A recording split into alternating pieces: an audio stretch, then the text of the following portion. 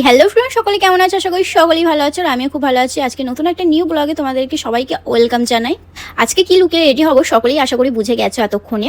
হ্যাঁ, ঠিকই ধরেছো, রাধা লুকেই আজকে রেডি হচ্ছি।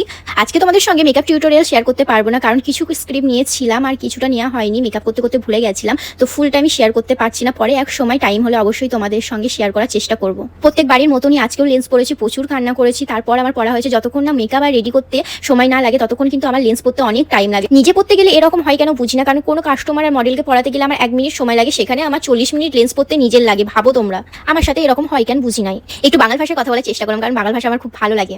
এখন মোটামুটি মেকআপ হেয়ারস্টাইলটা কমপ্লিট হয়ে গেছে, এখনো গহনা নেল পলিশ অনেক কিছু বাকি আছে। যেদিন শ্যুটটা ছিল সেদিন কিন্তু প্রচুর বাইরে বৃষ্টি হচ্ছিল, ভাবছিলাম কিভাবে শ্যুটটা কমপ্লিট হবে। তো এটা নিয়ে প্রচুর একটা টেনশনে ছিলাম। সেজে খুঁজে যদি ফটোশ্যুটই না করতে পারি তাহলে মনটা কতটা খারাপ হয় বলো তো। আর বাইরে তো প্রচুর বৃষ্টি হচ্ছে, আর এইদিকে ফটোশ্যুটের জন্য আমি বর্ষাকে বলেছিলাম, তো বর্ষা এখানে চলেও এসেছে। আর বাইরে দেখো বৃষ্টি হচ্ছে, প্রচুর পরিমাণে বৃষ্টি হচ্ছে। বর্ষাকে বলছিলাম যে কি করে ফটোশ্যুট করবো, আর